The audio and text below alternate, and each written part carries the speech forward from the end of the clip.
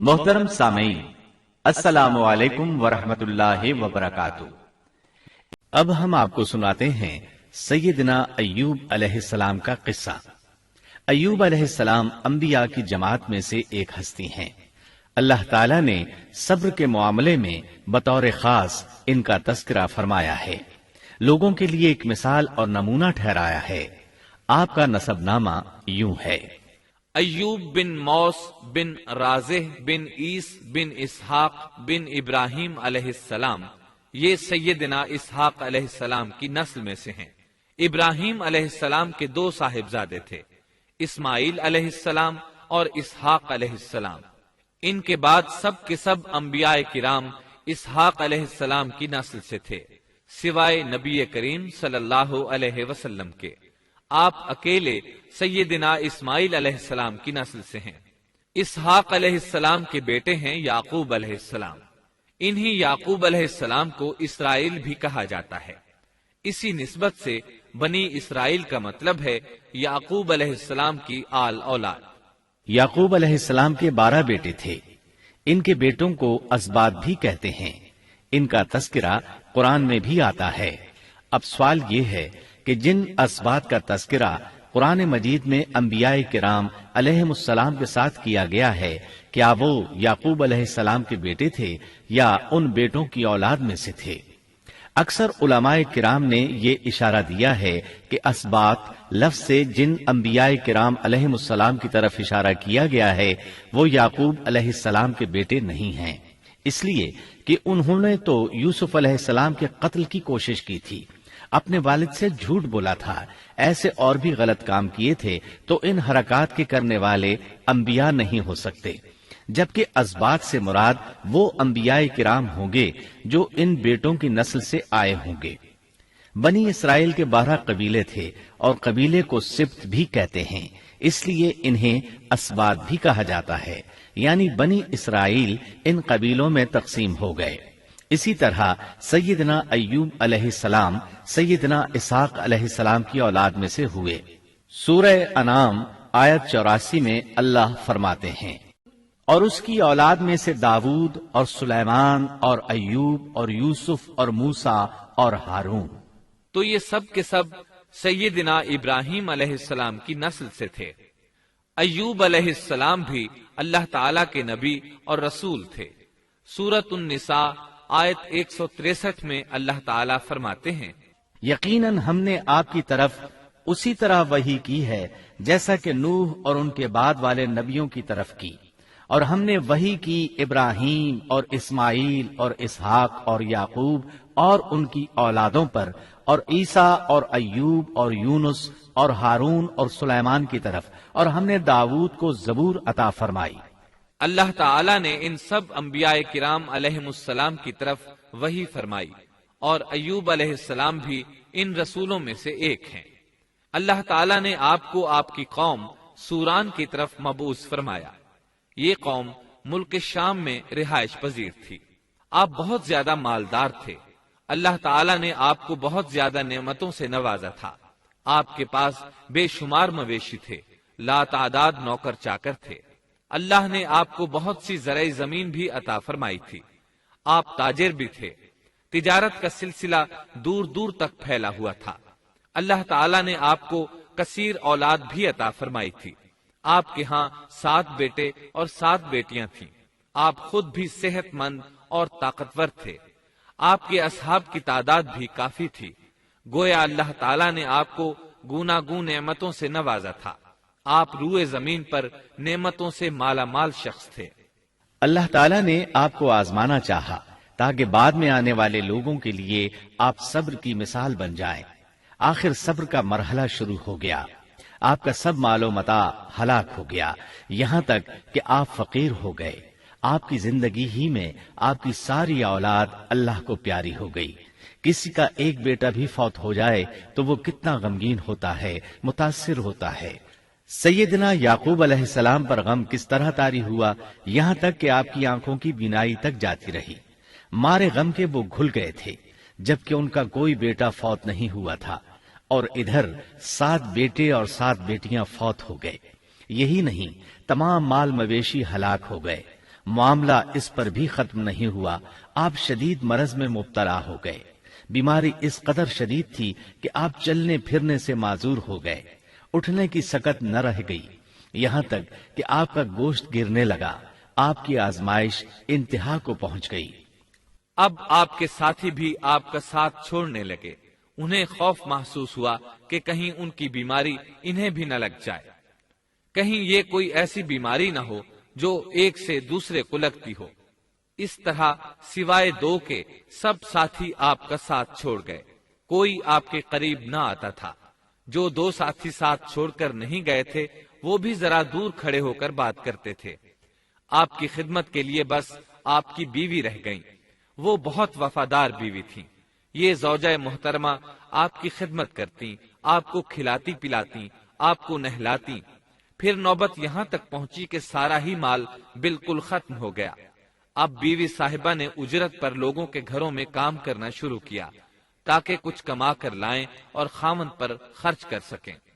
یہ تھے اللہ کے نبی ایوب علیہ السلام، اتنی بڑی آزمائش میں پورے اترے۔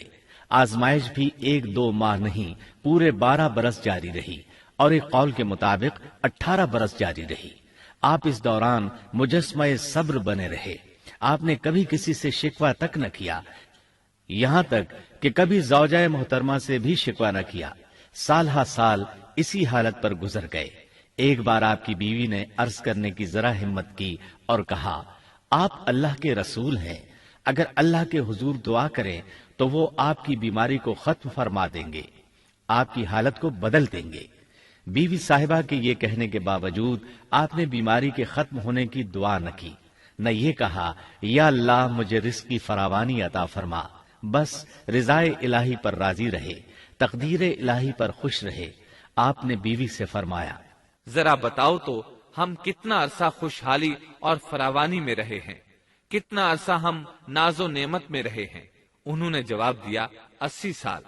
یہ سن کر آپ نے فرمایا، مجھے اللہ تعالیٰ سے دعا کرتے حیا آتی ہے، جتنا عرصہ خوشحالی میں رہا اتنا عرصہ بیماری اور تنگ دستی میں نہیں گزرا، اس لیے میں ابھی یہ دعا نہیں کروں گا کہ وہ مجھے شفا عطا کر دے یا میری اس حالت کو بدل دے، وافر رزق عطا کرے، جب تک مجھ پر 80 سال نہ گزر جائیں۔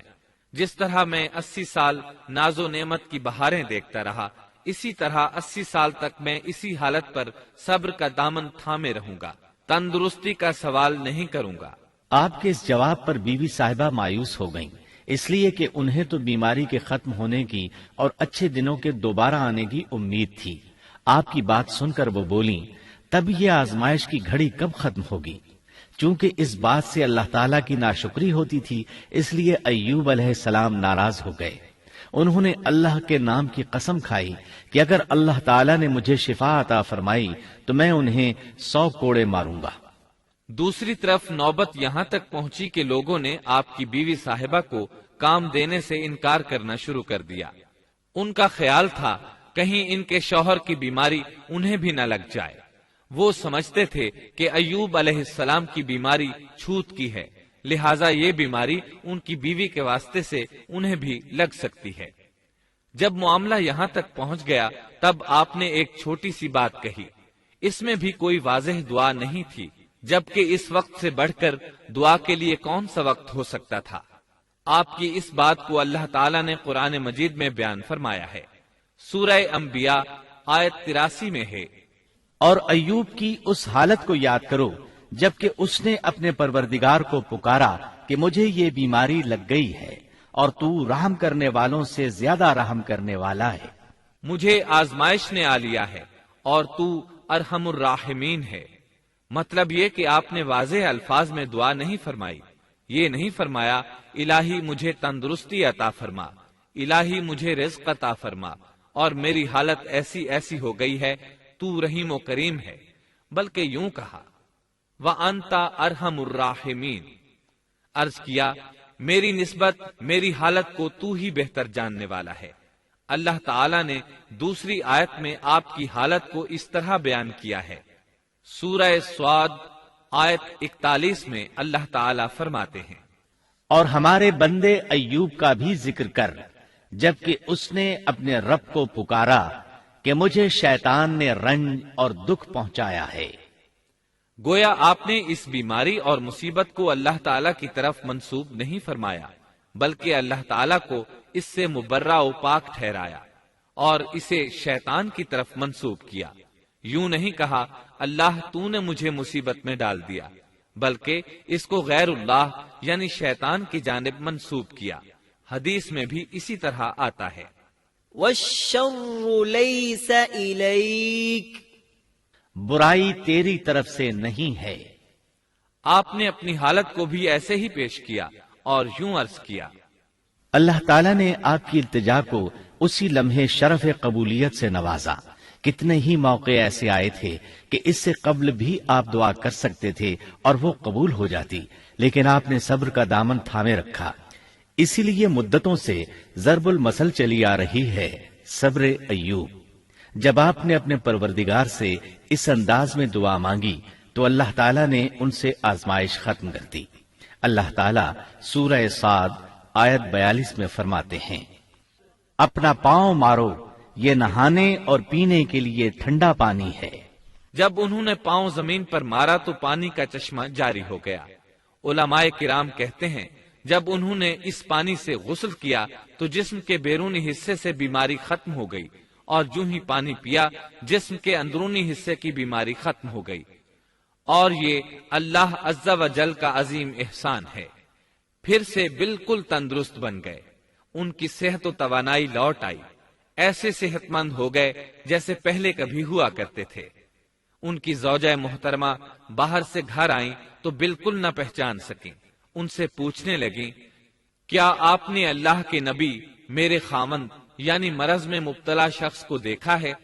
اللہ کی قسم، جب میرے خاوند صحت مند تھے تو بالکل آپ جیسے تھے، میں نے آپ سے بڑھ کر ان سے ملتا جلتا آدمی آج تک نہیں دیکھا۔ اس پر ایوب علیہ السلام بولے، کیا تم نے مجھے پہچانا نہیں؟ انہوں نے حیران ہو کر پوچھا، آپ کون ہیں؟ تب وہ بولے، میں ایوب ہوں۔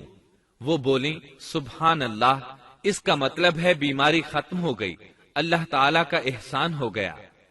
اس کے بعد اللہ تعالیٰ نے انہیں اہل و عیال کی نعمتیں بھی لوٹا دیں، ان کے مویشی بھی انہیں واپس مل گئے۔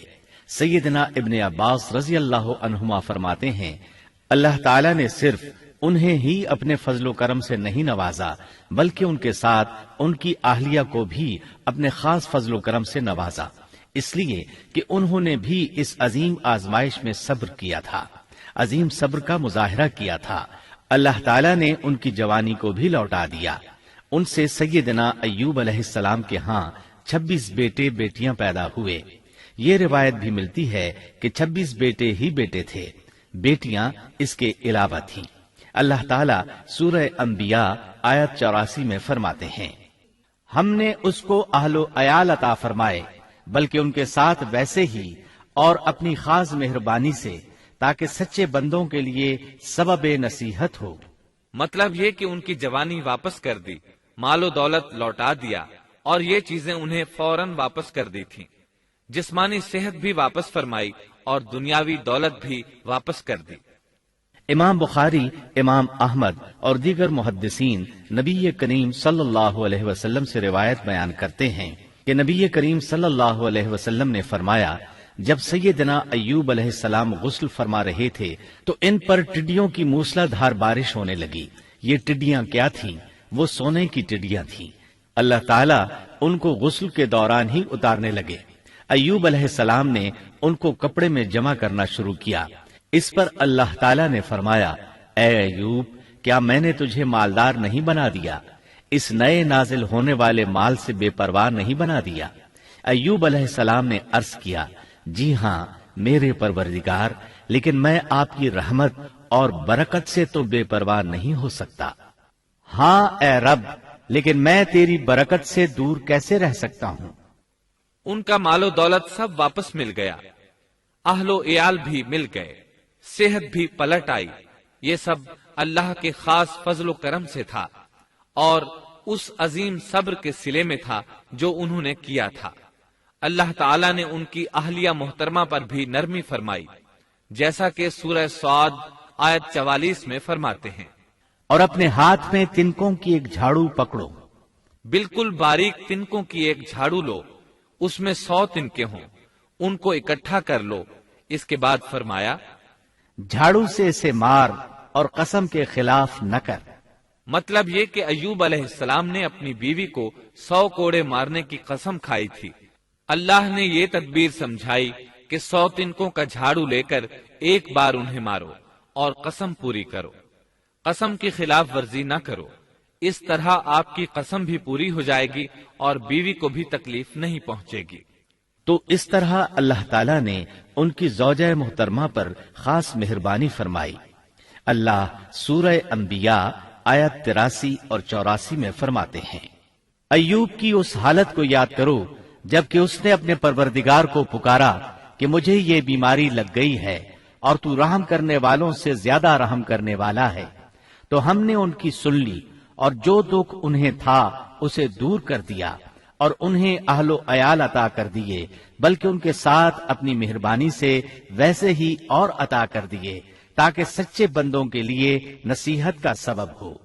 اسی طرح اللہ تعالی سورہ صاد آیت 41 تا 44 میں فرماتے ہیں، اور ہمارے بندے ایوب کا بھی ذکر کیجئے جب انہوں نے اپنے رب کو پکارا کہ مجھے شیطان نے رنج اور دکھ پہنچایا ہے، اپنا پاؤں مارو، یہ پینے اور نہانے کے لیے ٹھنڈا پانی ہے، اور ہم نے انہیں ان کا پورا کنبہ عطا فرمایا، بلکہ اس کے ساتھ اپنی خاص رحمت سے اور عقل مندوں کی نصیحت کے لیے اتنا ہی اور بھی عطا کر دیا، اور اپنے ہاتھ میں تنکوں کی ایک جھاڑو لے کر مار دیں اور قسم کے خلاف نہ کریں۔